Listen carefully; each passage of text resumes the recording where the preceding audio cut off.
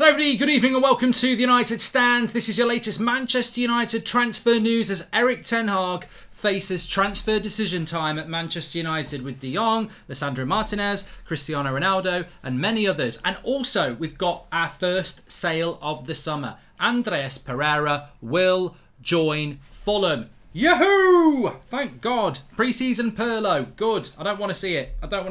Look, I'll celebrate. I will celebrate these things. You know, we might not get too many of them, but these are the sort of deals that need to happen.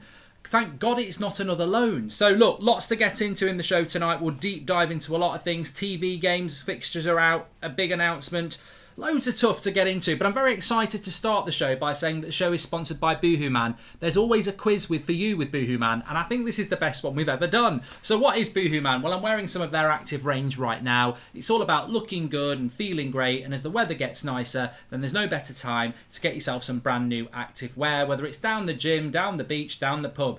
Boohoo Man Active have got something for you. And because Boohoo Man are sponsoring this show, it means it's time for some Manchester United trivia to start the show off. This is what Boohoo Man Active do. We are seeing if you guys can guess which United player Boohoo Man are actively talking about from the below clues. I'm loving this. I can't wait to see who's going to get this first. So here we go. I think I would have got this off the first clue, actually. I was born in Preston in England. I joined Manchester United on the 13th of June 2011. I made my debut in the Community Shield in 2011, replacing Rio Ferdinand. I have one Premier League, one FA Cup and one Europa League. I'm still a United player at present. So far have played 169 games and scored 2 goals. 169 games in 12 years. 11 years. In the past, I've played in pink boots. You know who I am. Get in the chat. It's the legend. It's the phenomenon. It is the one and only Mr. Pink Boots. It's Phil Jones. Of course it is. I can't believe that's true. Can someone check that? 169 games in 11 years. You're having a laugh. Brendan, welcome to Members Club and TTV Sup. Pereira just paid for Malacia. Glazers are back to net spend of 0. They're not, Jonathan. We'll talk about that in a minute. They're not. Somebody go and check that. I want that checking. There's no way he's played 169 games in over 11 years and scored 2 goals. Anyway, of course it is Phil Jones. Well done to everyone that got that. Another quick question for you. Do Boohoo Man Active give a United Stand a discount for their viewers on this video? And of course they have. By scanning the QR code, hold your phone up with the camera on and scan the QR code. Really funky. It works really, really well. I think technology is amazing. Apart from VAR. Description. You can also click the link in the description and using the code GOLDBRIDGE you can get 40% off. That's 40% off at Boohoo Man, excluding certain sale items. Check it out. I'm wearing one of their tops. These are very good for the summer, actually. They're very lightweight, but, you know, it's a jacket. So thank you very much to Boohoo Man for supporting today's show. Now let's get on with the stream. Okay, so look, let's fly into things.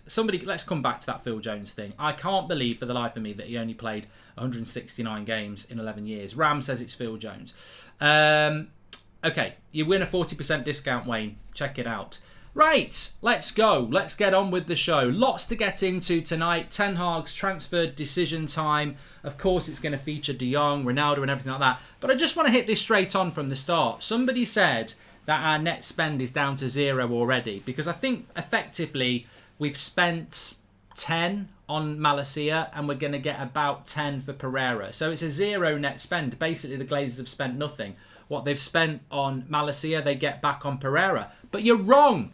You're wrong. I'm going to stick up for the Glazers here because we've actually made 2 signings. Everybody's forgotten about it. We've actually spent 24 million quid on Malacia and this other player, which means our net spend is actually around 13 million quid because we've bought Malacia and remember in June, I think it was June the 23rd or the 24th, we bought Dividend. And I think he's the signing of the summer, Dividend, because he must be bloody brilliant because every 6 months we have to pay an add-on. Every 6 months we pay another 11 million for Dividend. So, I mean, he must be brilliant because he's hitting his targets. So I actually think that people are forgetting about Dividend and what an exciting signing this is. I mean, I don't know what position he plays, but bloody hell. I mean, with those add-ons, he must be bloody brilliant. So, don't forget dividend. That's all I'm going to say. On a serious note, Andreas Pereira to Fulham. This has broke this evening. I can whack it up on the screen. This was the person who broke it. I know Romano's mentioned it, and Simon Stone's mentioned it, and Laurie Whitwell's mentioned it, but this was the first person to mention it. Brazilian. And Andreas Pereira has accepted Fulham's offer and will be sold. Fulham will pay 9 million with an option of 3 million in add-ons, which takes it roughly to about what we've paid for Malacia. And look, at the end of the day, there's not a lot more to say. I wouldn't give him a video. Hi, Mark. Do you think Ten Hag could use Malacia as a left winger, says Kim? I really don't want to have those conversations, Kim. Welcome to the Members Club, Dan. I really don't want to have those conversations anymore. Like, why are we turning people into something they're not? He's a left back. Like, it's as simple as that. If dividends are sent to the defensive midfield, we're laughing. We really are. Could win the Golden Boot, says Sim Games. But look, Pereira going, I don't want to do a video on it. I don't want to spend too much time on it. Welcome to the Members Club, Luke. The reality is that Pereira should have been sold 2 years ago. I really had high hopes for him many years ago. That I even said, who needs James Rodriguez? We've got Andres Pereira in the youth. But that was an idiot comment, and we all make those. It's time for him to go. To get 10 million for him is not bad business. He may not do too bad at Fulham, to be fair. He may be a complete flop. But to get 10 million for him is good. I'd now like us to see us go and do it with Brandon Williams, Twan Sebi, Eric Bailly, and you could raise 40-50 million pounds there. So that's what I would like to do. Hi from Pakistan. Also, if Ronnie leaves, who do you think we'll go for as a replacement, says Salah. Well, let's get into that. I mean, Pereira's gone. That's where I wanted to start off. I do want to just dive straight into this Ten Hag transfer decision headline, because I think with it being Tuesday night, we're going on tour on Friday. It's a key 48 hours for Manchester United, and Ten Hag's really got to make some big decisions here. Now, I wanted to bring this in. We do get little bits of information throughout the season from the training ground, etc. You might remember at the end of last season, Dividendino, says the genius knows. You might remember from the end of last season, what was our final game of the season? I can't remember now. It wasn't Brighton, was it? It was Crystal Palace. So 24 hours before anybody confirmed it, we knew that Ronaldo was missing that last game.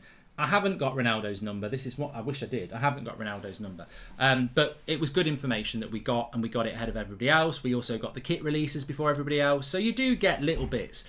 Now, I've said this before, and people might not like it, but the reality is that Erik Ten Hag is really happy. I mentioned this a month ago. I was told it again today. Erik Ten Hag is really happy. Almost, I want to be respectful in relation to what I was told, but I was told he's almost in awe of the job. Not in a way that it's too big for him, but he's absolutely in awe of Manchester United, the size of the club, the quality of the players that he's got at his disposal.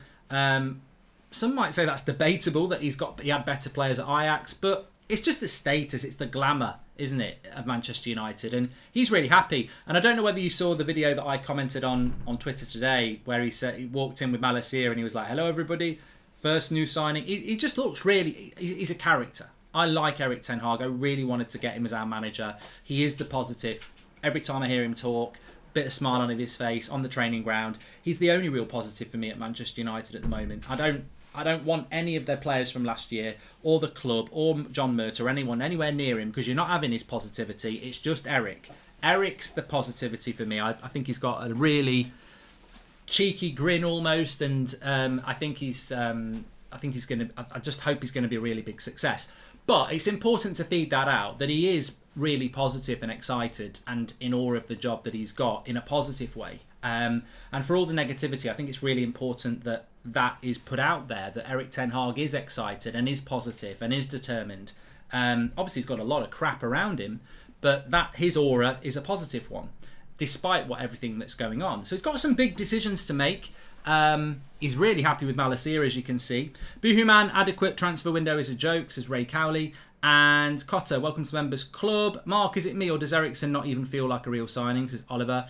I just think that we're almost doing it in the wrong order. I think if we'd bought De Jong, we'd bought Anthony, we'd bought Timber, and then we got Malacia and Ericsson at the end, everyone would have said they're nice additions. We've done it the wrong way round. I haven't really got a problem with that. It's where you get to at the end, isn't it? We're really becoming Arsenal. This Ronaldo situation reminds me of Van Persie, says Littal. And Yanava, welcome to Members Club. Well, let's hit the Ronaldo story first, because actually there is a bit of an update coming out from Fabrizio Romano in the last few minutes, which I will just read it out verbatim as it came out, because I read it just before we came live. So on Fabrizio Romano, on Cristiano Ronaldo, he's basically said this. Where did he say it? Come on, Fabrizio. Andres Pereira. Cristiano Ronaldo didn't show up to training today for Manchester United. Told the club he's still dealing with personal and family issue. George Mendes exploring options to find an official proposal as soon as possible. Manchester United still in the same position that they don't want to sell officially. I think that... well, look, I think that in relation to Manchester United and Cristiano Ronaldo, the first thing I want to say... Mark, can you say Maddie Maguire loves... I don't know whether I can say that, Colleen. Would you go after Dybala for free? Would be a great forward player for us and possibly on the right. What do you think? I've already spoken about this, Jacob. I hope you're well. I don't think... I like Dybala, but I don't think he's the right signing for Manchester United, in my humble opinion. Can you see Ronaldo buying the club off the Glazers, says Nate. I wish he bloody would. I really do wish he would. But look, in relation to Ronaldo, and the funny thing is that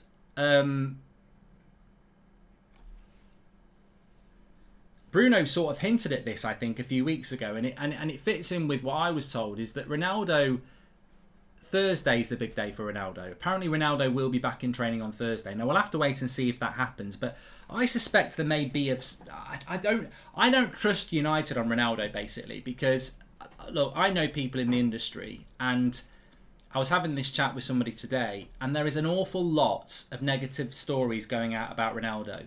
Now, we already know there's a lot of journalists that are fed by the club. I don't care, I'll say that. You know that, I've always said that. They're fed by the club, and they very rarely say anything bad about the club because they've got flights to Thailand, we're probably on the same plane. They've got press passes and all this, and they don't want it to be taken off them. And the vast majority of them seem to have forgotten who our Player of the Year was last year, forgotten who was playing games within days of a family bereavement, forgotten the effort levels when he was playing as a CDM, a left-back, to get the ball in those final few games, forget that he covered more distance than most players in our attack last season. They forget all that, and they start talking about what I would describe as nonsense, which seems to be... the way that they're going at the moment to try and turn fans against Ronaldo. That's my personal perception on this. But I go back to what Gary Neville said, and I sort of agree with it. Whatever's going to happen, we do need it to happen fast. I'm praying that we keep Ronaldo. I think he's such an important player for us. I think he's the only person in that dressing room who knows how to win anything. My big issue with this, look, it's no secret that I love Ronaldo as a player. Always have done. Even when he went to Real Madrid, I was gutted. Even at Juventus, I love Ronaldo. I think he's an absolutely phenomenal player. And I'd love him to stay for those reasons. But on another reason, if I take away the emotion, he's quite clearly the best player that we've got. Quite clearly. I was saying to somebody today, like, they were sort of saying something negative about Ronaldo, and I get on with them, and I said, come on, he's one of the best strikers in the world. He's certainly still in the top 5. And they were sort of like saying, no, he's not. That's why he's at Man United. I was like... We're sort of rewriting history a little bit with Ronaldo. I understand that people might be a bit pissed off with him, but he's still one of the best strikers in the world. I've seen it firsthand last season with many of you watching it. He's an unbelievable striker still. Some of the goals he can still score if you give him the service. So that's what worries me. It's like people are going, oh yeah, just get rid of him if he doesn't want to be here. Like we haven't got enough holes in our team already. It's, you know what? I think I would describe losing Ronaldo a little bit like this. We're back in the analogy dinghy again. We're in a dinghy, yeah? And the sharks are circling us. One's called Man City, one's called Liverpool, one's called Chelsea, right? And actually, there's some more sharks on the way because we're getting that bad. There's even a shark called Brighton that wants a bite, which would be actually quite suitable because Brighton's by the sea. Anyway, we've got loads of holes in our boat and we're sinking, and we're all there with our buckets trying to keep the boat afloat. And there's one hole called midfield, there's one hole called centre-back, there's another one called right wing, right? So we've got 3 big holes that are making us sink, and a couple of little ones called right back and another midfielder. And we're sinking, right? And then Ronaldo, people are sort of going, we don't need Ronaldo, with a knife going, making another big hole. And you're like, we're sinking.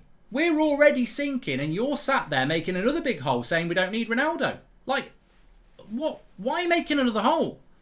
Why not in up and out? You know, we desperately need to keep Ronaldo because actually he is not a hole in that team, and you're just creating another hole. That's what worries me. Take away the personality, take away what you think about Ronaldo. We were meant to be buying another striker when Ronaldo was here. If Ronaldo goes, that's 2 strikers, and also it's an amazingly good striker. You know, people can mention Dybala, Jonathan David, and everybody else. I mean, Jamie Vardy, for all I care. We're losing one of the world's best strikers as well. So I get it. I think some people get sort of passionate about, oh, get him out of our club. We don't want a player who don't want to be here. But you almost need to take that emotion out of it. Look at it pragmatically. Can we afford to lose one of the world's best strikers when we actually needed a striker anyway? And can we afford to lose him when we've done absolutely nothing in the transfer window to solve any of the other problems yet? We've still got a massive hole in the midfield. We've still got a massive hole on the wing. And we've still got a massive hole at centre-back. And now you want to create another one. Or at least not create it because it's not the fans' fault, but actually say we don't need him. It's ridiculous. Absolutely ridiculous. And I feel like it's a bit like hugging a Glazer tree as well, to be honest. It's a bit like these protesters. Like, I don't get it. Oh, get rid of Ronaldo. We're fine. We're not fine. We're not. The club's in a bloody mess. And this is a problem we just don't need, which is why Ten Hag's got a big decision to make. Do you think they're aiming for Frankie Young to be the final signing, sort of a big crescendo to the summer going into the new season, says Joshua. Mark, are we forgetting about the promises that were made about the upgrades to the stadium and the training facility? Ideally, shouldn't the word have started by now, says Gaurav. Look, Manchester United's board and the Glazers have a great way of telling you things are going to happen, then they don't happen. It's a year since they offered up a share scheme, still not happened. It doesn't take a year to come up with a share scheme.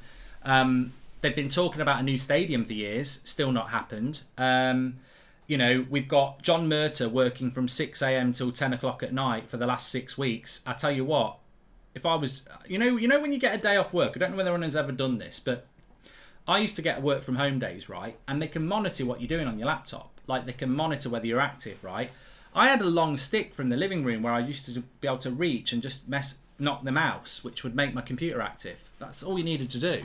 I think John Murta's doing that. I think he's got bloody Philip and Fern or whatever else is on. You know, he's just knocking his mouse, pretending that he's working.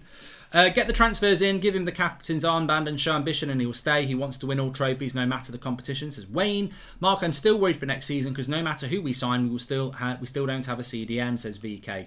Look, there's a good couple of questions in there, and I think that's really what I wanted to talk about tonight and get some interactivity going. Really, where we're at. I think that the cold, harsh facts are that we are 2 days away from going on tour. Traditionally, we rarely sign anyone on tour. Now, that doesn't mean we won't sign anyone on tour. It's New United, remember?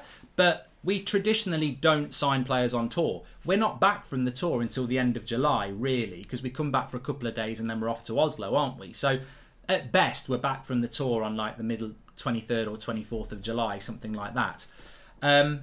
That's only a week off starting the start of the Premier League season. So, if De Jong's not happening before Friday, it'll probably happen when we're on tour, if it's going to happen, but it might not happen until the end of July. So I don't know where I stand on this, but there's a very big chance that De Jong could be our last signing. And if De Jong's our last signing, I'm telling you now, our net spend's going to be about 80 million quid.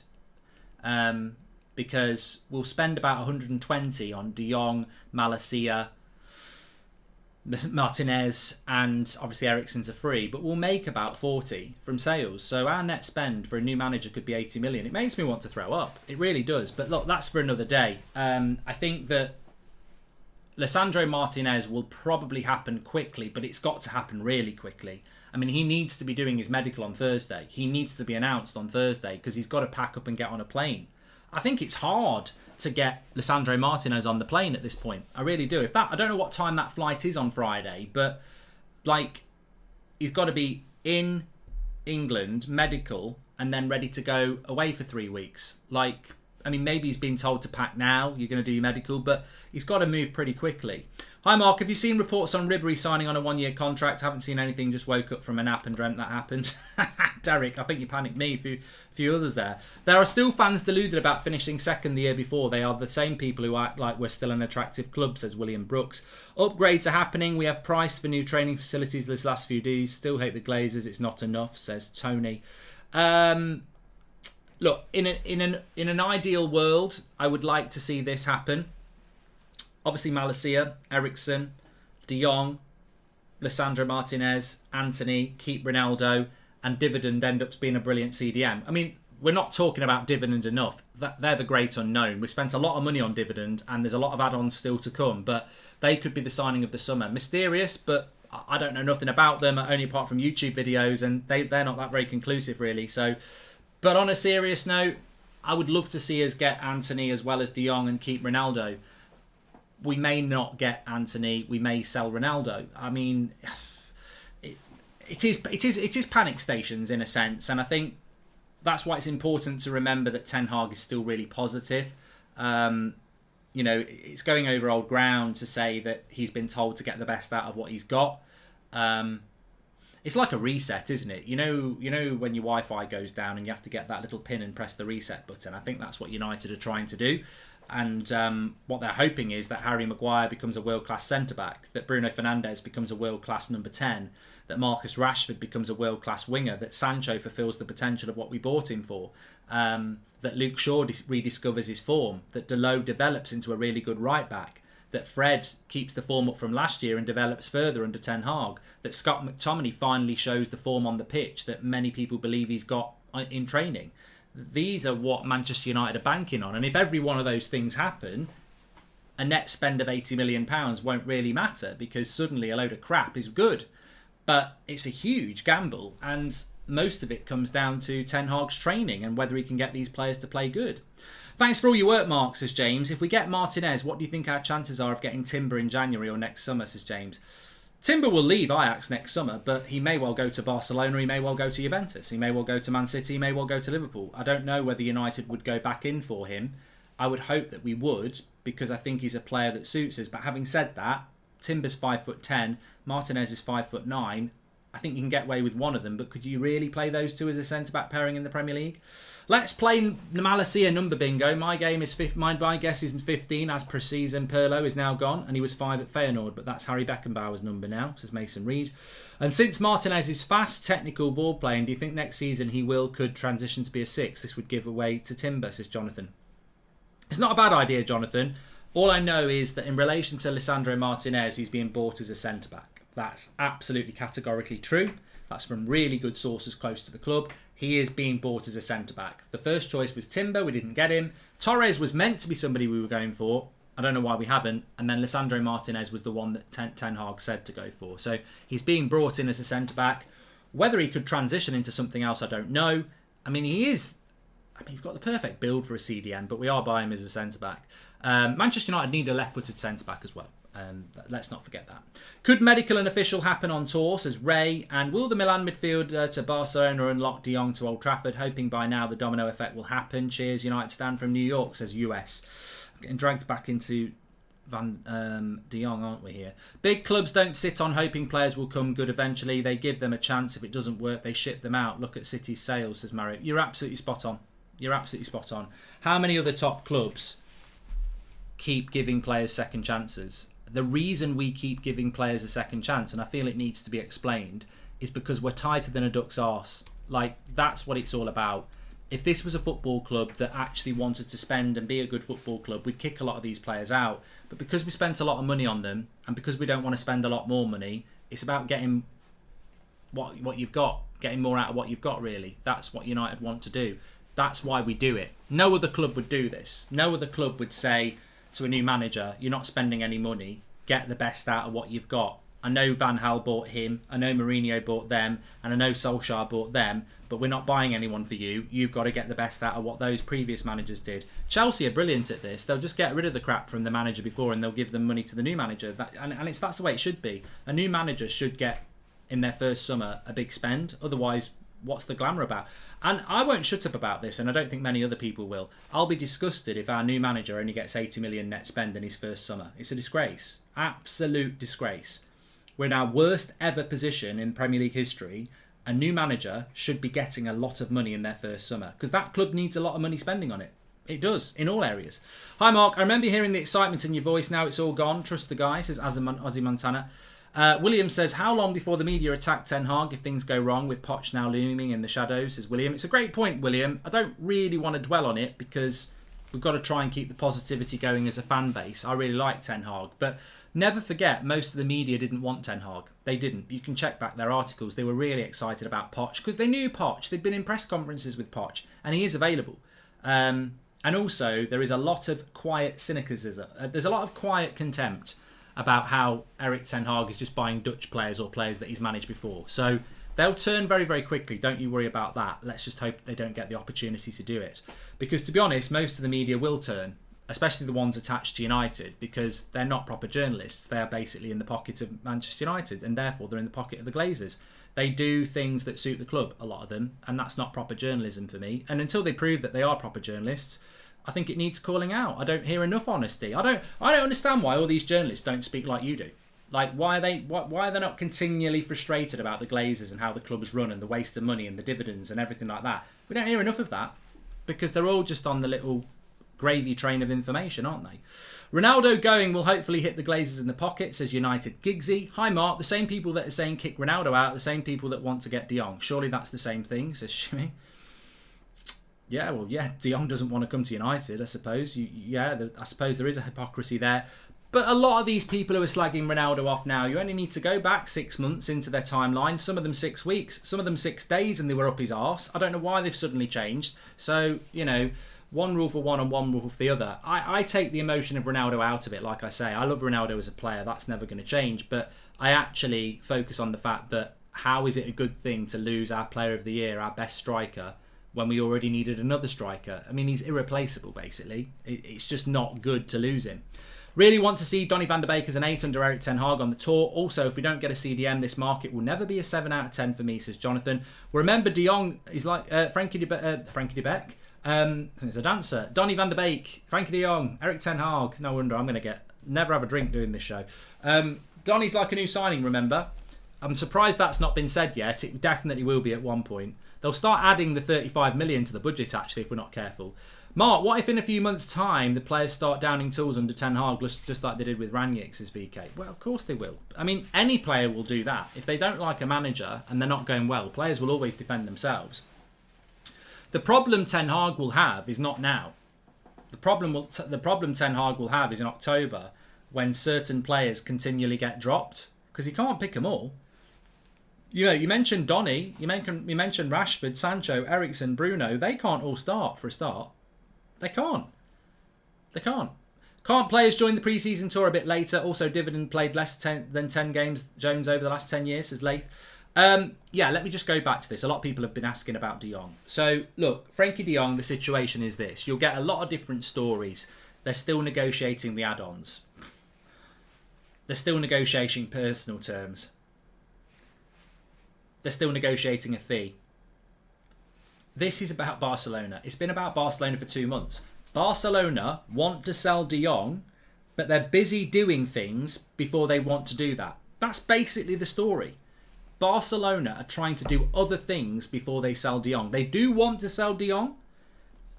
I'd be very surprised if they suddenly changed their mind and said they didn't. Maybe they're working on a way not to do it. I don't know. Maybe they're working in the background to try and find a way to keep him.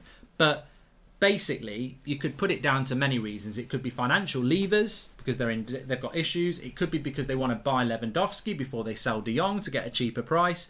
But basically, it's been held up by Barcelona for a very long time. There is absolutely no way that we've been working on this deal for nearly 3 months and we're still working on the add-ons. That's not what it is. And there's absolutely no way it's the personal terms because Frankie de Jong doesn't really want to come to United anyway. He's spoken to Ten Hag. There's been conversations with his agent. The package is like, well, look, if Barcelona want to sell me, I will take it. But it's not. That's not what's holding this up. This is being held up by Barcelona for their own benefits, whatever that is. And I think if De Jong's going to happen, you're right. It will happen when we're on tour. We don't normally sign players when we're on tour, but I think we will do it. And I don't know why we don't normally do it when we're on tour. I think it's because everybody's on tour, but we can have him fly out, and we can do it whilst we're out there. Of course we can. Is that Boohoo you're wearing? I missed the start, says Brad. Yep, it's a Boohoo Man top. Links in the video description, 40% off, scan the QR code. I was talking about Martinez medical, etc. on the tour, says Ray. Yeah, well, you know, similarly, we could do the Martinez. Whoa. I don't think that would work. Martinez, if he's on the plane on Friday, he's got to be announced as a player before that. I mean, Ajax are not going to let him go on the plane to do his medical in Australia. So, Eriksen, you could do that.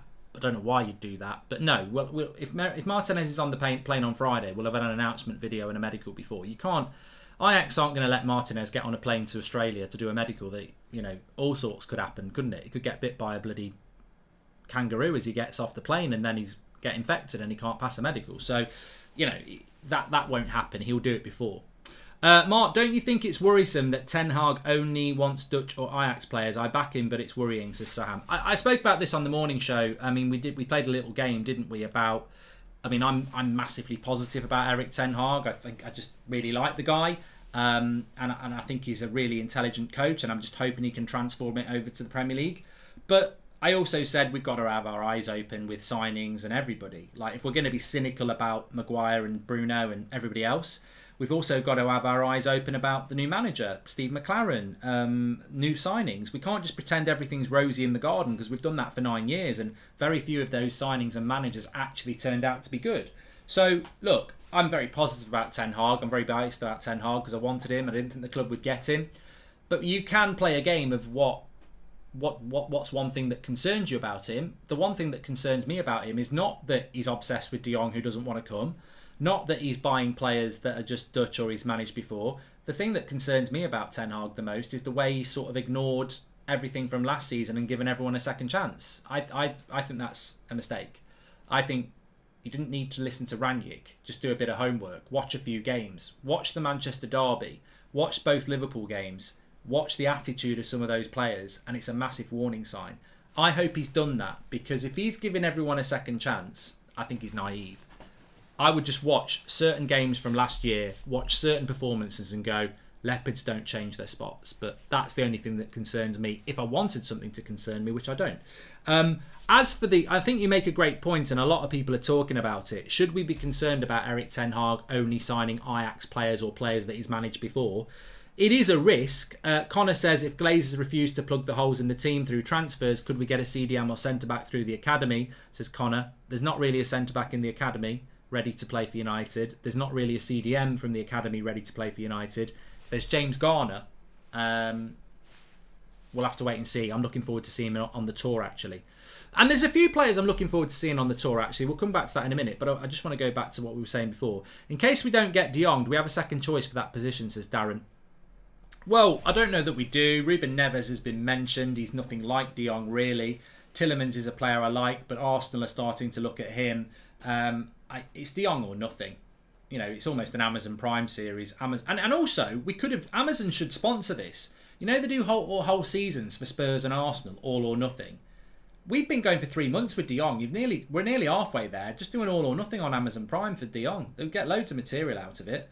Mark, I hope Martial stays. I actually like him. What do you think? Could he fight for a starting place? Maybe on the wing, says VK. I'd put him up front, VK. I think he's the best striker we've got if Ronaldo goes. I mean, Martial's a divider, but I like Martial. I mean, he's been crap for the last year and a half. I'm not going to pretend that. You've got to be honest. But if we can get the best out of him, I think he's the best striker we've got after Ronaldo. Is there any update about Dybala? We're not looking for Dybala at the moment, Arca. It's just paper talk. That's the update. The fact that Ten Hag ignored Rangnick is a massive red flag for me, says Woke. Top managers have egos, of course, but he seems borderline delusional. I don't really have a massive problem with him ignoring Rangnick. I think he could have found the problems for himself. Just go and watch some of the games on VHS or however you do it. Doesn't need to take Rangnick's advice. You're right. Many managers have egos. That's why when people say no manager would want the United job, you need to understand football. No player would want to sign for United. You need to understand football. Footballers and managers are egotistical. Not everyone's like Mourinho, but most of them have got an ego. They believe that they can do it. And the draw for United is that you want to be the man that turns it around at United. United are a huge club. You want that on your CV. No manager's going to stop taking this job. We could be trying for another 50 years, but no big manager is going to really turn it down unless they're Pep or someone they're at a better job. So I think all managers are egotistical. I just think Erik Ten Hag should have. Maybe he has. We'll find out. But he should know that some of those players can't be trusted. Mark, has Ronaldo had enough of losers like Maguire and Rashford? Toxic environment. Imagine humiliation of Maguire being your skipper, says Marcus. Well, apparently Maguire is going to be the captain next year. I mean, I totally disagree with that, as you know. I don't think he's a very good captain. I don't think he should be the captain, but I think he will be. But I want to just answer that, and then I want to go back to a few other things as well. I don't blame Erik ten Hag for picking Ajax players and players that he's managed before, because I know what happened. Manchester United did a lot of scouting work from Christmas for the summer. And Rangnick wasn't massively involved in it because he was told to focus on club matters. So Man United did a lot of scouting work, and they suggested players to Erik ten Hag when they met in May. And basically Erik ten Hag said, no, I don't want any of these players. I don't know enough about them. They're not who I want. And then they had a big decision to make because the transfer window was basically nearly open. And that is when Erik ten Hag suggested De Jong because he knew there was an opportunity. Timber, because he knew he could get him out of Ajax. Anthony, because he knows he can get him out of Ajax. Malacia, because he knows him from the Eredivisie. And Eriksson, because he was a free transfer. So these were all recommendations from Erik ten Hag because he knows them. But what else was he supposed to do? The suggestions from Man United weren't good enough. It's the middle of May, and he's back in pre-season training in 6 weeks, and the season starts in 12 weeks. So what do you do? What would you do if you were the manager of Manchester United and the list they've given you is not good enough and you need to sign players? You're going to go for players that you know because you can't. It's not like FIFA where you send a scout out and 2 hours later he gives you the report. Next season will be different because he's got a whole season to plan for the following summer. So I think we'll send scouts out all over the place. He'll be getting scout reports during the season. He'll tell them to go deeper, etc. But I don't have a problem with Erik ten Hag's transfer targets this summer. There is a risk, but he had such a short period of time. He's got to go for what he can trust as a player, but he's also got to go for players that he can trust who know him, because it's not just about how they perform on the football pitch. It's about the trust that he has in those players. He knows he's coming into one of the most toxic dressing rooms in world football. He can't afford to bring players in that he doesn't know. Obviously, he knows Donny, but he doesn't know anybody else. Malacia, he knows. He really knows Lisandro Martinez. He really knows Frankie de Jong. He really knows Anthony. So bringing these players in, and he really knows Eriksson as well. He knows straight away that he's got people around him, and I understand why he's done it. Of course it's a risk. But what else was he supposed to do? I just saw rumours on Twitter that Erik ten Hag is going to give Donny a chance on pre-season and decide if he wants to keep him or loan him. Any truth in that? Salah, look, Frankie de Jong, Donny van de Beek's future is not set in stone. I spoke to somebody about this about a month ago, maybe a little bit less. We were talking about Donny van de Beek, and there is a real belief that he can have a really good future at Manchester United under a manager that knows him. But Erik ten Hag is not a sentimental man, and he may well have looked at Donny van de Beek and gone, he doesn't suit this league, he doesn't suit what I want to do. He may not have a future, but if he's going to have a future, he can't ask for a better manager. So I think it's going to be interesting for Donny. And all I know about Donny van de Beek, and I know this firsthand, not from him but from players, is that Donny van de Beek was playing really, really well in training under Solskjaer and never got a chance. And certain players, I think Luke Shaw even said it publicly, couldn't understand why he wasn't getting game time because he was playing well in training. But that was Solskjaer. Solskjaer overplayed certain players. If you're in the favourite gang, you got picked, and he just wouldn't change his midfield, would he? So if Donny can replicate how he was training under Solskjaer for Ten Hag, I think he will get chances. It's just where he's going to fit in. Because can you play Donny and Frankie? Can you play Donny, Eriksson, Bruno and Frankie? And you probably can't. So where does Donny fit in? That's going to be the big thing. He's just got to grab the opportunity. I think the reason why Erik ten Hag wants some of his ex-players is so he can instill the mentality, says Sakin, and physicality in existing players, and that is the second chance that these guys have, says Sachin. Mark, did you trust United, says Andre. I don't trust United. No. I don't trust Manchester United in its current form. Manchester United in its current form is owned by the Glazers and run by people who don't support the club. I don't trust them. They're not Manchester United fans. They don't have the best interests of Manchester United football team at heart. They have the best interests of making money. I don't trust them. If you want to trust them, that's up to you. You have said in the past, take one Ajax player, then stop. I worry about all these Dutch players, says Marcus. Well, we've not bought any Ajax player at the moment. I don't know whether I said one in the past, because I've always thought that Timber and Anthony would be the two, and that's it. So if I said one in the past, I apologise, but I probably would have always said two, Timber and Anthony. Going Dutch, Ajax is the short-term thing this season. Do you think the net widen next summer? Is Ten Hag limited in the transfer knowledge, says Ray. I don't know whether Erik Ten Hag is limited in the transfer market. I mean, I look at the players that Ajax have bought in his time there, and I don't think he was limited, but I don't know how much of that was about him. Maybe his scouting network at Ajax was fantastic. But what I can honestly say to you is that there is a risk factor in bringing Dutch players and Dutch league players into the Premier League. There's not an amazing hit rate. I don't know what the percentage is. I don't really know what the percentage is, but there's not an amazing amount. I mean, there's been some very good Dutch players in the Premier League, but there's not been a massive amount. There's been a lot that haven't worked. There's been some that have worked. I mean, Van Persie, Van Nistelrooy, Bergkamp. There's plenty that have worked, but we are going Dutch a lot. Donny van der Beek's never really been given a lot of chances. He's Dutch. Malasia's Dutch. Lissandro Martinez is coming in from the Dutch league. Frenkie de Jong is Dutch. Anthony would be coming in from the French league if we bought him. So, yeah, look, these things we'll just have to wait and see. But no transfer is definitely going to work. I mean, I always say that if you buy 5 players and 3 of them work, you've done well. Not all of these signings are well, let's hope they do, but not all of them will work. How confident are you about De Jong, says Sheikh. Still 90%. Yeah, I don't think there's any reason not to be at the moment. Why would Erik Ten Hag come out and say how shit we are? I don't know. Why would he? I think we'll play a 3-5-2 next season, says Ashwin. Look, nobody knows how we're going to play next season.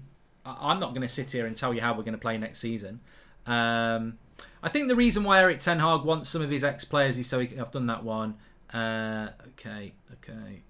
So yeah, I don't think anybody knows how we're going to play next season.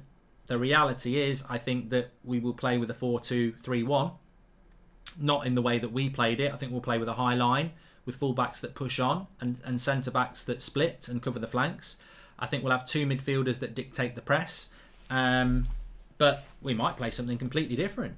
What's happened is Ten Hag's come in, been shown who's been scouting for the past 6 months. He ain't liked any of them, so he's gone with who he knows and trusts. Exactly, Sean. You can't knock it. I mean, at the end of the day, if you want to blame anybody, blame United again, because I'm telling you now, that's what happened. He came in with he came in and was handed a list of all United scouting and said no, and then he had to pick his own players. If United had come in with really good scouted players, he might have gone, I'll have some of them. So, you know, if Maguire's captain, will he partner Martinez, says Donald? Yes. But I think even, I mean, look, I maybe we will play with a back 5. Maybe we will play with a back 5. I don't like a back 5, but maybe we will. The 2 best teams in the league don't play with a back 5, Man City and Liverpool. And I think that the style of football that Ten Hag plays is more like Liverpool and Man City than it is Chelsea and Spurs, who sometimes play with back 5s. So I don't know whether we will play a back 5 with Ten Hag, but he might do it. I mean, I don't know how you don't pick Varane. I personally think he'll play Maguire and Varane, and Lissandro Martinez may play in a different position, or he'll be on the bench. Archer, welcome to the Members Club. Got a big announcement for the Members Club actually in a minute. If you want to join, click the link at the top of the chat, or click the join button. But I do just want to say about the because we're a week away. A week today we'll have played our first pre-season game against Liverpool, and I will say that result doesn't matter. If we get beat 6-0, people will make a big deal of it. If we win 3-0, people will take a big deal of it. It really doesn't matter what that score is against Liverpool. It doesn't. For me, I'm looking at on the tour the way we play football, the shape, because there's no way that Erik Ten Hag is going to play against Liverpool next week and say play like Ollie did. Like, he won't. He'll be trying to get them to play how he wants them to play, and we'll learn a lot. I don't care about the results. I don't care if Rashford scores 20 goals. That doesn't mean he's going to have a good season. I don't care if Bruno gets 50 assists or Harry Maguire scores 3 goals and keeps 3 clean sheets. Doesn't mean they're going to have a good season. Pre-season is a waste of time. Pre-season Pirlo is a prime example. Jesse Lingard used to be like Maradona in pre-season. It doesn't matter about individual performances. What it does matter is about shape and how we play. Tactics. That's what I'm looking forward to see. But also, I do think that there are opportunities. I don't think it matters what Rashford or Maguire or Bruno does. They'll be part of the plans next year. But I do think it matters what Garner does, Garnacho does, maybe Malacia does, maybe Donny van der Beek. These sort of players that have a bit of an uncertain future next year.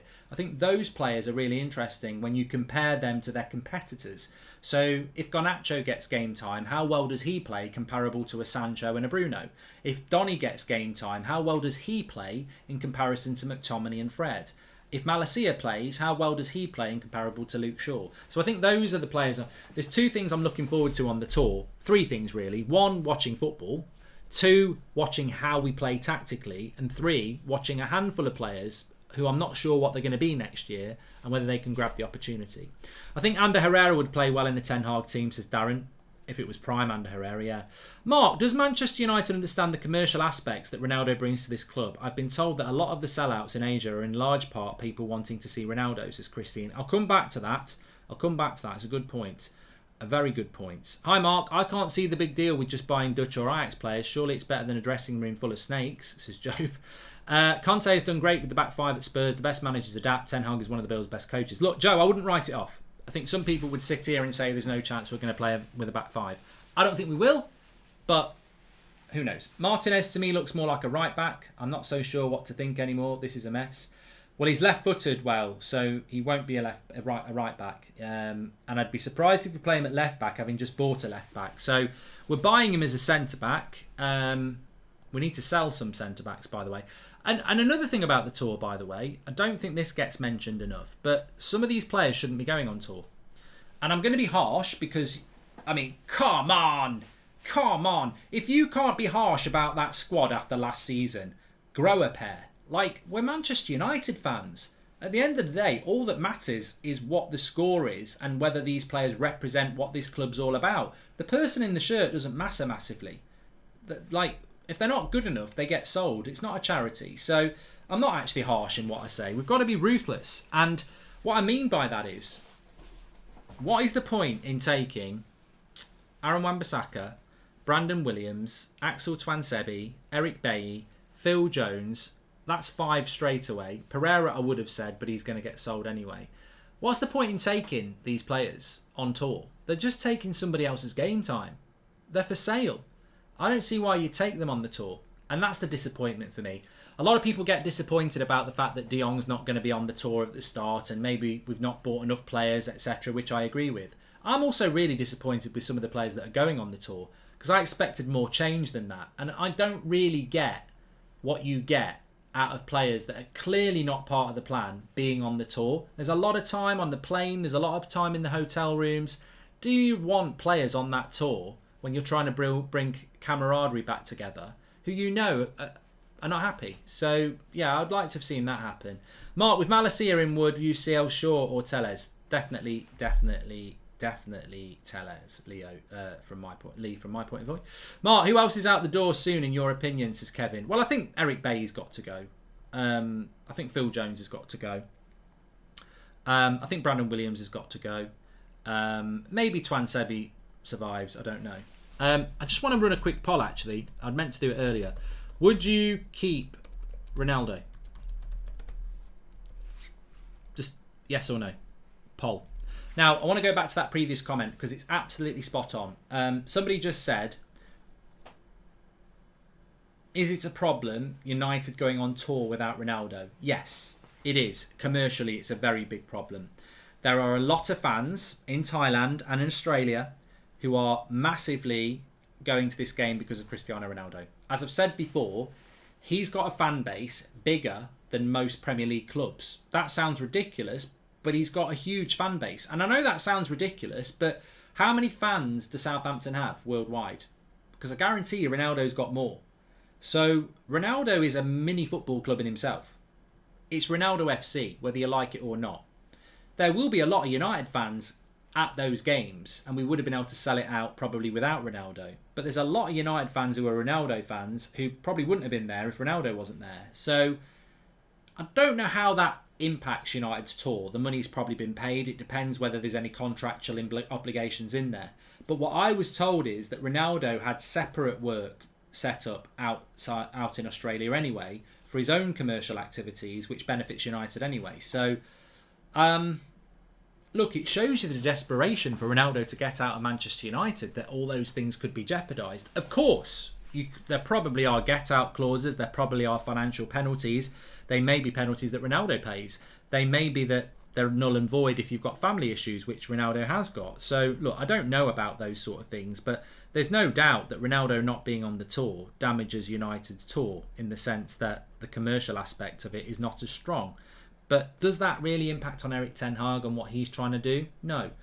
Which is why I was talking about Erik ten Hag having a big decision to make, because Erik ten Hag needs to have a conversation with Cristiano Ronaldo and decide whether he wants to keep him. Now, I don't see why you wouldn't want to keep him, but it may become mission impossible. The big problem with Ronaldo is that he's just absolutely fed up with the way the club's been run, and he's absolutely pissed off with the vision of the club, the trajectory of the club, how the club's run, and it's been going on for a very long time. Has that broken down completely? I don't know. I don't know who Cristiano Ronaldo's allies are within the club. I don't know whether he's got good relationships with people in the club. He doesn't have many great relationships with some players in the dressing room, but he does have good relationships with others. But it's in the hierarchy that matters. Can that be mended? I think Erik ten Hag would like to try and mend it, because I tell you what, we can all second guess everybody, but there's not many managers in world football with that squad that would say, let's get rid of Ronaldo, because the squad's got holes in it. And one thing about Ronaldo is, when you are playing Norwich and you are playing crap, he can find you a goal. When you are playing, Southampton away and you're playing crap, he can find you a goal that other people can't. You'd be biting your nose off to spite your face. Ronaldo is a really important part of Ten Hag's plans. He even said that himself back in May. But he might have to work without that. And we just need to find out very, very quickly. We do need to find out very quickly, because I think it needs to be done this week, really. Like, if he goes on the tour, and I really hope he does, if he goes on the tour, he's got to be committed. They've got to have that chat, give him the captain's armband, get some players in, let's try and have a good season. And I still think that can happen. If he's not going on the tour, we need to sell him and find the solution very, very quickly. Unfortunately, the team without Ronaldo is captained by Maguire, and the players that let us down last year are going to be the vocal ones in the dressing room again. Is that a good thing or a bad thing? I don't know. I want this journey with Ronaldo because he's a good player, and I think he'd be the right person to lead the team.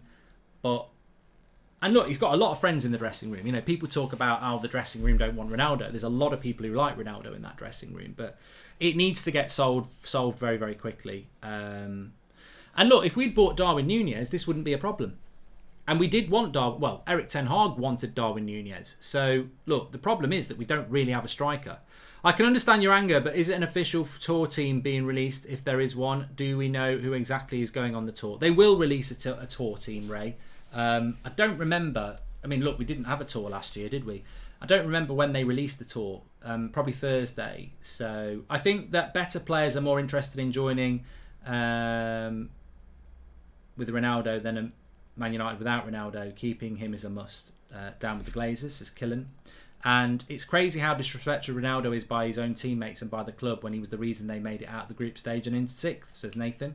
The whole season we didn't win a single game without Ronaldo, yet some want him out. It's unbelievable, says Shahin. And does Ronaldo stay if his salary isn't lowered due to missing out on the Champions League, says Shane. Look, there are a lot, and 76% of you want to keep Ronaldo, by the way. There are a lot of issues in the world at the moment when it comes to money. Poverty beckons for people. Prices of petrol in the UK are absolutely ridiculous.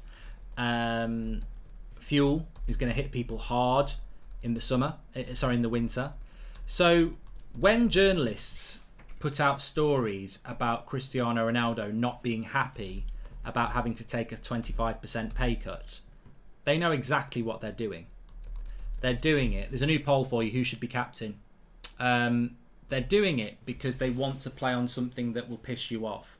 And quite rightly, when people saw that story today about how Ronaldo's pissed off because he's got to take a 25% pay cut and come down from 450 grand a week to 375 grand a week. People were like, oh my God, my heart bleeds, because you'll personalise it and you'll think about your own financial situation. But how's about that's a silly thing to do? Footballers get paid immoral amounts of money. Comparing your salary to a footballer is ridiculous. There are literally billions of pounds in football, and it probably should go to footballers because they're the main event. So saying, oh, my heart bleeds for Ronaldo having to take a 25% pay cut because everyone else is struggling is sort of irrelevant in the sense that, well, footballers get paid stupid money anyway. We could moan about anything to do with that. I think I would be pissed off if I was Ronaldo, and I would be pissed off if I was De Gea, if I have to take a 25% cut because we're not in the Champions League, when those are the two players did absolutely everything possible to get us in there. So I understand that. The whole season we didn't win a game without Ronaldo, yet some want him out. It's unbelievable, says Shahin. What hurts me most is low ambition United fans thinking the high ambition fans like you and me are the enemy. They are the ones the Glazers love the most, says SK. And Prabjit, welcome to the Members Club. I really don't care about people having a different opinion to me. I know they care about the club and they have their own ideas. Everyone's going to have a different opinion. I really don't care if you want to be super positive. I really don't care whether you think Maguire should be the captain and Ronaldo should be sold to Leyton Orient. I'm not bothered. But I don't have to agree with you. It's as simple as that, isn't it? But, some people might find this controversial, but I agree with Ronaldo being pissed off about having to take a 25% pay cut. And people will go, but no, but I'd agree if De Gea felt like that. Because De Gea was superb last year. Ronaldo was superb last year. If everyone else had been half as good as them, we would have finished fourth.